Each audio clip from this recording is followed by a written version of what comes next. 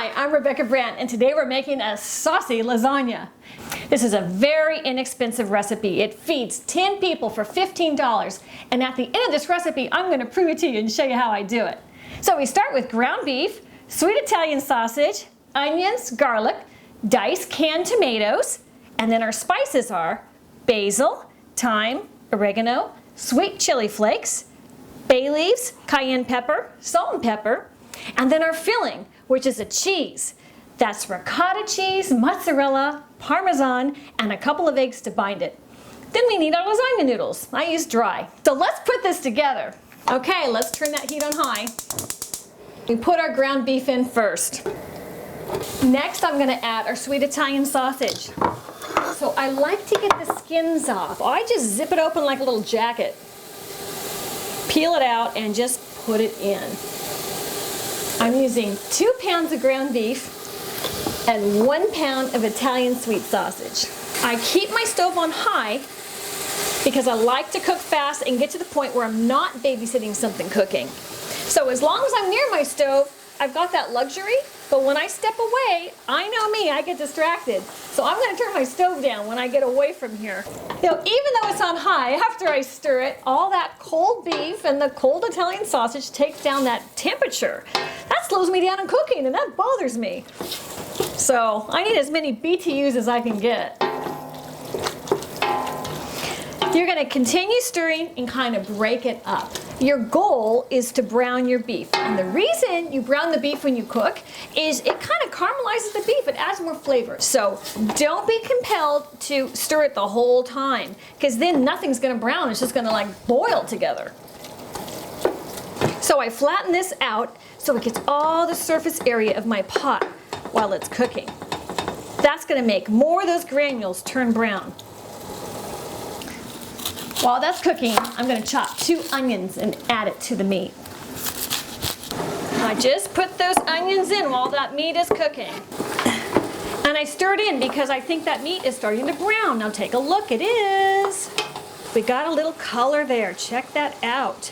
That's what we want. That's gonna bring out the sugars in the meat. That is the trick for the very richest tasting meat sauces and meat dishes. You want a little bit of the brown, but not burnt. Break up your meat. Some of those pieces are too fat for me. The next ingredient is we gotta put our garlic in there. I stick my knife in there and I twist off the big heads, the bulbs. I'm gonna use 3. Pound it. And now, the skins come off real fast. So now I'm gonna give it a rough chop. Take out the skins as they peel away from the flesh of that garlic. The reason I don't put my garlic in first is because I have browned my garlic too much, and that just deadens the flavor for me in a dish. I hate it. I just want it cooked, not browned. It makes it so bitter. Because I've left this pot on high, what's happening is all the moisture in the onions and in the beef is just rising to the surface, allowing the bottom to get that toasty brown color, and that's what I want. So I'm going to use 1 scant tablespoon of salt. Now time to add our pepper. I just do a few grinds. It's only been 10 minutes for me to cook it to this point. So that's what it should be in your kitchen too. It is time to add our tomatoes. If you don't have diced tomatoes, you can use whole peeled tomatoes, crushed tomatoes, even tomato sauce. I am fine with that. I am not going to give you a ticket. Stir that in. I'm going to add my spices now. 2 bay leaves, a tablespoon of basil. Basil doesn't have that much flavor, especially in dried form, so I go for the tablespoon. Oregano is the same way. It doesn't have that much flavor, so for this quantity, 1 tablespoon's good. I want a little pep, so I'm going to take just a pinch of red chili flakes. Beautiful. A tablespoon of thyme. That's my Italian seasoning blend for today. I really want to bring this to a boil and then turn it down to a simmer. So I'm going to put it to medium-high heat. And then once it starts bubbling up, it's going to go down to medium-low heat for a couple of hours because I want that beef to tenderize in that. And that makes it super soft. Okay, we're gonna fill that pot about halfway up with cold water, and we're gonna bring that to a boil. I relinquish this guy to the corner because this part of my stove has the highest BTUs. He gets put down on medium low. He's fine, he's happy, but I need to work on my pasta now. Front and center. With that, we're gonna add about 1 tablespoon of salt. There we go. While that pasta water's heating up, I've got to make my filling. So I've got 2 cups of mozzarella here, 2 cups of ricotta, and 1 cup of grated Parmesan cheese, and 2 eggs. So I am going to want my mozzarella to be topping my last layer of the lasagna. So I'm going to take a handful out for that. And same thing with my Parmesan. So I'm going to take a smaller handful out for that. The rest of these are going to get combined together. Here's my ricotta. Now I use whole milk ricotta. I like it really rich. And my grated Parmesan. Here comes my eggs. We do 1, 2 eggs. And now I'm blending them together. I kind of start with my egg corner first to get that combined. And then I stir in my cheeses. And let me tell you something. I am such a bargain shopper. I had to raise 3 kids. So I buy my cheese at those big box department stores, and it's only $2 per pound for the shredded mozzarella. I bag the whole big 5-pound bag up and I throw it into my freezer in little sandwich bags, and that works just great. And I pull it out when I need it. We're putting in 1 pound of lasagna. So that's going to cook in there for about 11 minutes. I do not believe in the dry method because I want a really soft lasagna. While that's cooking, I'm going to skim the fat off my spaghetti sauce. I think it's time to take the noodles out. Where I don't want there to be any more heat, I want these to stop cooking. So absolutely, I'm going to rinse it in cold water. I want those lasagna noodles to keep their shape. Time to put it all together now. My last lasagna pan got loaned out. I never got it back, so I went to a thrift store and picked this one up. And that's what I do. I needed something really big. All my other stuff wasn't big enough for this dish. So the first layer we do is the bolognese sauce.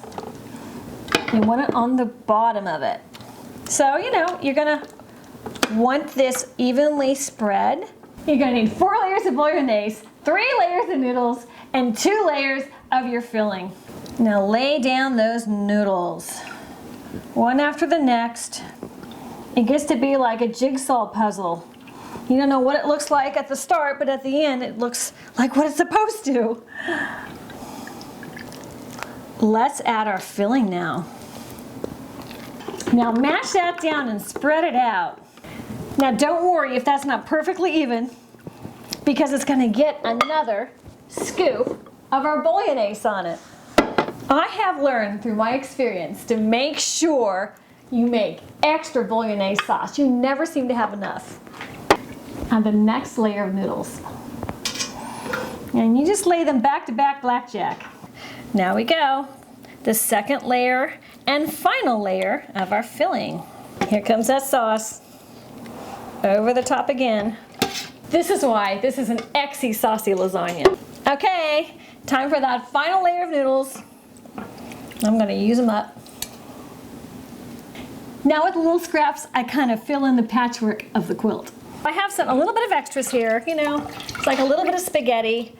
You know what, I just don't want to waste it. I'm going to make a little ribbons around the side of this, just for fun. It's like ribbon on a birthday cake. Now we're going to top our big lasagna creation with the rest of our bolognese sauce. Spread. All right, and then for the oven, we have that handful of mozzarella that we saved, and that little handful of the Parmesan cheese. You don't want to get dried out, so you got to wrap it in foil for the first half hour of your cooking time. Make sure it doesn't touch the top, because if it does, it's going to pull off that cheese with it. You don't want that.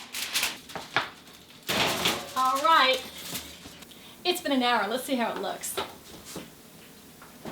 If you have a party, go ahead and keep it in your oven at 200 degrees for holding time as long as you need, maybe a couple hours. But if you're going to serve it right away, you kind of make sure you let it sit for 15 minutes to half an hour so it sets up right. Yummy. Time to serve the lasagna. This will feed 12. If you want to stretch it, you can go to 16. But I'm really hungry. So I'm going to take one big piece right now. Wow. I am so happy with that. I've been waiting a while for this bite. Oh my gosh. There is so much lusciousness to that creamy cheese filling. And there is so much wonderful heartiness to the beef bolognese sauce on top. So subscribe to my channel and let's make some more really great dishes. You know what? Comment and let me know what you want to make and what you think of this dish. I hope you try it at home. It will feed your army. Cheers.